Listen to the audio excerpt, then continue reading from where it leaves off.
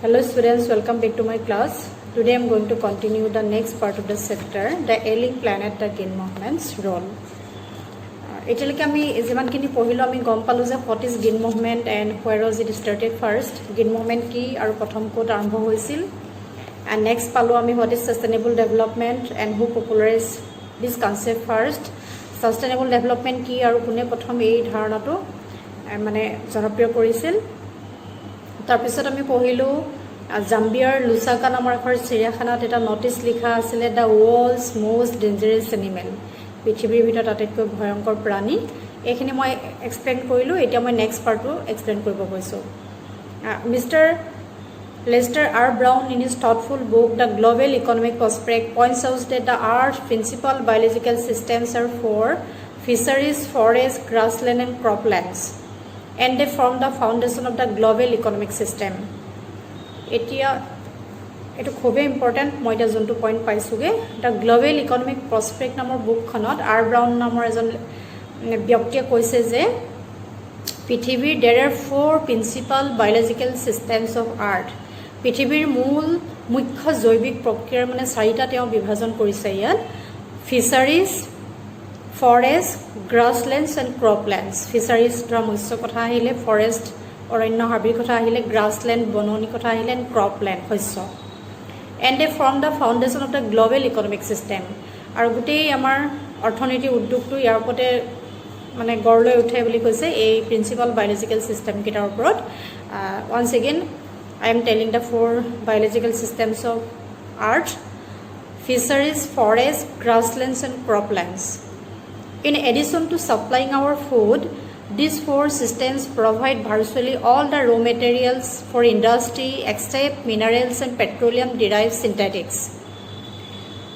এই 4টা global economic চিষ্টেমৰ যি বায়'লজিকেল চিষ্টেমৰ কথা কৈছে, ইহঁতে অকল যে আমাক খাদ্যবস্তু যোগান ধৰে সেইটো নহয়, তাৰোপৰি আমাক কি কয় ভাৰ্চুৱেলি গোটেই ৰ' মেটেৰিয়েলছবিলাক দিয়ে। আমাৰ যি উদ্যোগবিলাক চলে, আমাৰ উদ্যোগবিলাকৰ যিবিলাক কেঁচা সামগ্ৰী ইহঁতে প্ৰভাইড কৰে বুলি কৈছে এই বায়'লজিকেল চিষ্টেমকেইটাই। মানে মিনাৰেলছ আৰু পেট্ৰলিয়াম ডিৰাইভ চিন্থেটিক্স এই দুটাক বাদ দি বাকী ইণ্ডাষ্ট্ৰীবিলাকক যিমান মেটেৰিয়েলছ লাগে, ৰ' মেটেৰিয়েলছ লাগে, কেঁচা সামগ্ৰী লাগে, এই বায়'লজিকেল চিষ্টেমকেইটাই যোগান ধৰে। In large areas of the world human claims on this systems are reaching an unsustainable level a point where their productivity is being impaired. কিন্তু এতিয়া পৃথিৱীৰ বৃহৎ অংশত এই 4টা বায়'লজিকেল চিষ্টেমৰ কি হৈছে আনচাষ্টেইনেবল লেভেল পাইছে, মানে সিহঁতে বহনক্ষম হৈ থকা নাই, মানে আনচাষ্টেইনেবল মানে ক্ৰমাৎ মানে সিহঁতি কমি আহিছে। A point where their productivity is being impaired, আৰু সিহঁতৰ প্ৰডাক্টিভিটি কি হৈ গৈছে কমি গৈছে। when this happens fisheries collapse, আৰু এইটো ঘটাৰ লগে লগে কি হৈছে আমাৰ মৎস্য প্ৰজাতি নাইকিয়া হৈ গৈছে, কলাপছ, ফৰেষ্ট ডিষ্টেপিয়াৰ, অৰণ্যবিলাক নাইকিয়া হৈ গৈছে, গ্ৰাছলেণ্ডছ আৰ কনভাৰ্টেড ইনটু বেৰেন ৱেষ্টলেণ্ডছ, আৰু ঘাঁহ বনৰ ঠাইত সেইবোৰ কি হৈ গৈছে শুকান ৰুক্ষ মানে ৱেষ্টলেণ্ড হৈছে, পিটনি হৈছে ধৰা, এণ্ড ক্ৰপলেণ্ডছ ডিটৰিয়েট, আৰু তেনেকৈ আমাৰ শস্যভূমিও মানে ক্ৰমান্বয়ে কমি আহিছে বা ধ্বংস হৈছে। In a protein conscious and protein hungry world over fishing is common every day. এতিয়া কি হয় আমি protein conscious and protein hungry, আমাক মানুহবিলাকক কি হয় বেছি প্ৰটিন দৰকাৰ হৈছে, মাছ মাংসৰ বেছি দৰকাৰ হৈছে খাদ্যবস্তু, মানে protein conscious and protein hungry world over fishing is common every day. আমি যিটো লেভেলত মানে ফিচিং মাছ ধৰা কাম কৰিব লাগে তাতকৈ সাগৰত হওক বা নৈ নিজৰাত হওক এইটো তাতকৈ কি হৈছে বেছি হৈছে, অভাৰ ফিচিং হৈছে। In poor countries local forest are being decimated in order to procure firewood for cooking. আৰু যিবিলাক দুখীয়া দেশ আমাৰ ভাৰতবৰ্ষ, বাংলাদেশ এনেকুৱা দেশবিলাকত কি হৈছে বুলি কৈছে অৰণ্যবিলাক কি কাৰণে কমি আহিছে বুলি কৈছে, আমি ফৰ কুকিং আমি ৰান্ধিবৰ বাবে খাদ্য ৰান্ধিবৰ বাবে কি ব্যৱহাৰ কৰোঁ আমি ফায়াৰউড মানে খৰি ব্যৱহাৰ কৰোঁ, আৰু এই যে আমি ফায়াৰউড লওঁ খৰি ব্যৱহাৰ কৰোঁ সেইটো মানে আমাৰ অৰণ্য কমি যোৱাৰ এটা মুখ্য কাৰণ।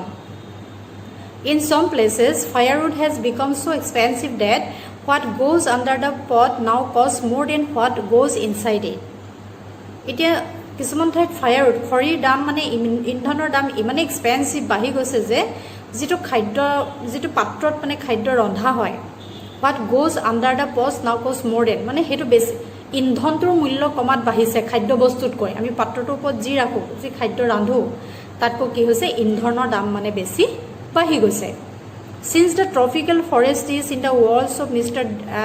Dr. Myers, the powers of evolution, several species of life face extinction as a result of destruction. এতিয়া আমাৰ জীৱ প্ৰজাতিৰ মানে য'ত উদ্ভৱ হৈছে প্ৰথম তাৰ মুখ্য কাৰণটো হৈছে আমাৰ ট্ৰপিকেল ফৰেষ্টবিলাক আমাৰ বিক্ষুবীয় অঞ্চলত থকা যি অৰণ্য কিন্তু এতিয়া সেই বিক্ষুবীয় অৰণ্যবিলাকক ডক্টৰ মায়াৰ্ছে কি বুলি কৈছে পাৱাৰফুলছ অফ ইভলিউশ্যন আমাৰ যি উদ্ভৱ হৈছে মানে জীৱৰ যি ইভলিউশ্যন হৈছে মানে সেইটোৰ মুখ্য কাৰণ বুলি কৈছে several species of life face extinction as a result of its destruction কিন্তু এতিয়া ক্ৰমাৎ যে আমাৰ ট্ৰপিকেল ফৰেষ্টবিলাক ধ্বংস হৈ আহিছে তাৰ কাৰণে কি হৈছে বহু জীৱৰ মানে জীৱন মানে বিপন্ন হৈছে এক্সটিংশ্যন বা বিলুপ্ত হৈ গৈছে বহু জীৱৰ প্ৰজাতিৰ মানে এতিয়া ক্ৰমাৎ কি হৈছে বিলুপ্ত হৈ গৈছে যদি অৰণ্য নাথাকে জীৱ কেনেকৈ থাকিব হয়নে It has been well said that forests precede mankind, deserts follow. মানুহৰ আগতে কি আছিল আমাৰ অৰণ্য আছিল তাৰপৰা ডেজাৰ্টছ ফলো মানুহ অহাৰ লগে লগে আমাৰ মৰুভূমিবিলাক আহিলে The world's ancient patrimony of tropical forests is now eroding at the rate of 40 to 50 million acres a year. এতিয়া এই ট্ৰপিকেল ৰেইন ফৰেষ্টবিলাক এটা বছৰত মানে 40ৰ পৰা 50 মিলিয়ন একৰ্ছত মানে কি হৈ গৈছে কমি আহিছে and the growing use of dung for burning deprives the soil of an important natural fertilizer.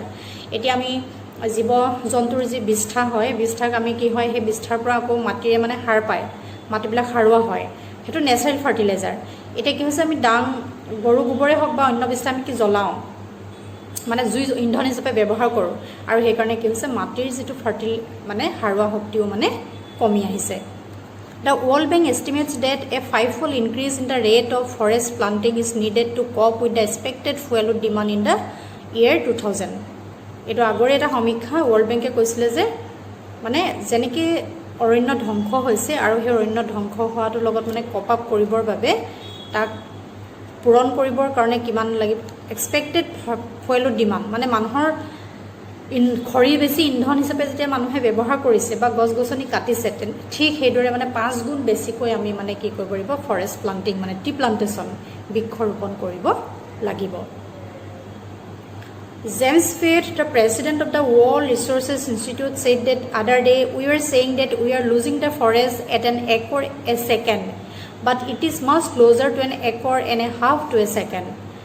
এতিয়া World Resource Instituteৰ প্ৰেচিডেণ্ট জেমছ পেটে কৈছে যে আমি এনে সমীক্ষা মতে মানে আমি প্ৰতি ছেকেণ্ডত 1 একৰ মাটি হেৰুৱাওঁ মানে ধৰা 1 একৰত কিমান থাকে 4 বিঘা কিন্তু তাতকৈ বেছি হেৰুৱাওঁ বুলি কৈছে মানে তাতকৈ মাটি বেছি হেৰুৱা হয় ছাত্ৰ ছাত্ৰীসকল দ্য এলিং প্লেনেট পাৰ্ট 2ত আমাক যিখিনি কুৱেশ্যন ৰেইজ কৰিছে quite relevant to our present scenario' আৰু আমি যদি মানৱ প্ৰজাতি যদি জীয়াই থাকিব লাগে আমি এইখিনিক মানে সকলোৱে কি কৈছে গুৰুত্ব সহকাৰে ল'ব লাগিব এতিয়া ধৰা আমাৰ প্ৰিন্সিপাল বায়'লজিকেল ছিষ্টেমকেইটা কি বুলি কৈছে ফিচাৰিজ ফৰেষ্ট ক্ৰপলেণ্ডছ এণ্ড গ্ৰাছলেণ্ডছ আৰু ক্ৰমান্বয়ে কি হৈ গৈছে এই মানে আৰু গ্ল'বেল ইকনমিক ছিষ্টেমটো এই বায়'লজিকেল ছিষ্টেমকেইটাই ফৰ্ম কৰে বুলি কৈছে এই 4টা আৰু যদি ইহঁতৰ সংখ্যা যদি কমি আহিছে ক্ৰমাৎ অৰণ্যৰ সংখ্যা কমি আহিছে ঘাঁহনিৰ সংখ্যা কমি আহিছে মৎস্য প্ৰজাতিৰ সংখ্যা কমি আহিছে তেনেহ'লে কি কৈছে আমি কিন্তু সেইটো কপ আপ কৰিবলৈ ঠিক সেইদৰে বৃক্ষৰোপণ কৰিব লাগিব আৰু আমাৰ যিটো অভাৰ ফিচিং হৈছে আমি জোখতকৈ বেছি মাছ ধৰিছোঁ সেইটো আমি কমাব লাগিব Article 48A of the Constitution of India provides that the state shall endeavor to protect and improve the environment and to safeguard the forest and wildlife of the country. আমাৰ দেশৰ অৰণ্য আৰু বন্য প্ৰাণী সংৰক্ষণৰ কথা আমাৰ ক'ত আছে কনষ্টিটিউশ্যন ভাৰতৰ সংবিধানতো আমাৰ উল্লেখ আছে আৰ্টিকল 48A পাৰ্টত আছে আৰু কি বুলি কৈছে যে তাত the state shall endeavour to protect and improve the environment and to safeguard the forest and wild life of the country আমাৰ ৰাষ্ট্ৰই এইটো কৰিব লাগিব যে দেশৰ পৰিৱেশ সুৰক্ষাৰ বাবে টু ইম্প্ৰুভ দ্য পৰিৱেশ সুৰক্ষাৰ বাবে কি কৰিব লাগিব ইয়াৰ ফৰেষ্ট অৰণ্য আৰু বন্যপ্ৰাণীকো মানে ছেফগাৰ্ড দিব লাগিব সুৰক্ষা দিব লাগিব আৰু এইটো আমাৰ ভাৰতীয় সংবিধানতো আছে but what causes endless anguish is the fact that laws are never respected nor enforced in India কিন্তু চিন্তাৰ কাৰণটো কি হৈছে আমাৰ ভাৰতত কেতিয়াও আইনবিলাকক আমি সন্মান দিয়া নহয় আৰু কেতিয়াও বলবৎ নহয় যেনে উদাহৰণস্বৰূপে for instance The Constitution says that casteism, untouchability and bonded labor shall be abolished. but they flourish seamlessly even after 44 years of the operation of the constitution. কৈছে আমাৰ ভাৰতীয় সংবিধানতে উল্লেখ আছে যে যেনেকে জাতিভেদ প্ৰথা বা বৰ্ণবৈষম্য, আনটাচেবিলিটি, অস্পৃশ্যতা, বন্ডেড লেবাৰ বা ড্ৰাফট প্ৰথা বা জোৰ দবজ কৰি আমি যে শ্ৰমিক নিয়োগ কৰোঁ এইবিলাক কি কৰিব লাগে, এবলিছ কৰিব লাগে, নাইকিয়া কৰিব লাগে। কিন্তু চেমলেছলি অতি লাজকীয়ভাৱে মানে কি হৈছে, লাজ নাইকিয়াকৈ এইবিলাক কাম এতিয়াও আমাৰ ভাৰতত মানে এইবিলাক চলি আছে সংবিধান বলবৎ হোৱাৰ আজি ইমান বছৰৰ পিছতো। A recent report of our Parliament's Estimates Committee has highlighted the near catastrophic depletion of India's forest over the last 4 decades.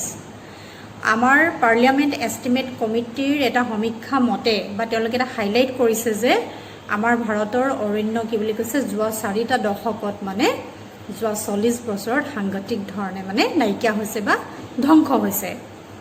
India, according to reliable data, is losing its forests at the rate of 3.7 million acres a year. আৰু এই data মতে প্ৰতি বছৰে আমাৰ ভাৰতে কিমান অৰণ্য হেৰুৱাইছে কৈছে 3.7 মিলিয়ন একৰ, 3.7 মিলিয়ন একৰ মাটিৰ মানে অৰণ্য হেৰুৱাই আছে বা অৰণ্য ধ্বংস কৰা হৈছে। Large areas officially designated as forest land are already virtually treeless. এতিয়া আমাৰ যিবিলাক ৱাইল্ড লাইফ চেঞ্চুৰী হয়, ইভেন নেশ্যনেল পাৰ্ক হয়, সেইবিলাককো কি ফৰেষ্ট লেণ্ড বুলি তেওঁলোকে ডেজিগনেট কৰিছে বা ৱাইল্ড লাইফ চেঞ্চুৰী বুলি ডিক্লেয়াৰ কৰিছে। নেশ্যনেল পাৰ্ক এইবিলাকতো কি হয় ভাৰ্চুৱেলি ট্ৰিলেছ, সেইবিলাকতো মানে ধ্বংসযোগ্য চলি আছে। The actual loss of forest is estimated to be about 8 times the rate indicated by the government statistics. এতিয়া আমাৰ পৰিসংখ্যাৰ মতে চৰকাৰী পৰিসংখ্যাতকৈ মানে ভবাতকৈ আমাৰ 8 টাইমছ বেছিকৈ মানে অৰণ্য ধ্বংস হৈ আছে। আৰু এই অৰণ্য ধ্বংস হোৱা কথাটো তেওঁ কি কাৰণে এইখিনি কথা কৈছে আমাৰ কাৰণ কৈছে যে the principal biological systems of আৰ্থ 4টা আছিলে ফিচাৰিজ, ফৰেষ্ট, ক্ৰপলেণ্ডছ এণ্ড গ্ৰাছলেণ্ডছ। এই 4টাই গ্ল'বেল ইকনমিক চিষ্টেমটো কি কৰে গঠন কৰে। গোটেই অৰ্থনীতিটো মানে অৰ্থনীতিৰ মূল ভেটিয়ে হৈছে এইকেইটা।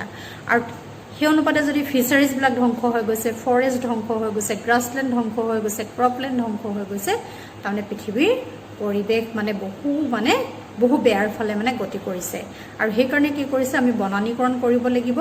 যদি আমি যিমান অৰণ্য কাটিছোঁ তাতকৈ বেছি গুণত আমি কাটিব লাগিব, কাৰণ চৰকাৰী পৰিসংখ্যাতকৈ বেছি পৰিমাণে মানে অৰণ্যবোৰ ধ্বংস হৈ আছে। ছাত্ৰ ছাত্ৰীসকল, আজি মই আলোচনা কৰা মেইন পইণ্টকেইটা হৈছিলে the principal biological systems of আৰ্থ, মই আকৌ কৈছোঁ ফিচাৰিজ, ফৰেষ্ট, ক্ৰপলেণ্ডছ এণ্ড গ্ৰাছলেণ্ডছ, আৰু এইকেইটা কেনেকৈ ধ্বংস হৈ আছে, কেনেকৈ মানে কমি হৈ গৈছে, কমাত মানে ডিপ্লিশ্যন কমি গৈছে, সেইকেইটা মন কৰিবা। আৰু আমাৰ ইণ্ডিয়াৰো মানে কেনেকৈ ফৰেষ্টটো মানে কমি গৈছে তাৰ এটা সমীক্ষা দিছে। আৰু ইভেন আমাৰ এইটো ভাৰতীয় সংবিধানতো আছে যে আমি মানে আমাৰ অৰণ্য, আমাৰ পৰিৱেশ আৰু আমাৰ বন্যপ্ৰাণীক সুৰক্ষা দিয়াটো যে এটা মূল লক্ষ্য হয়, সেইটো মানে ভাৰতীয় সংবিধানতো কি হৈছে লিখা আছে।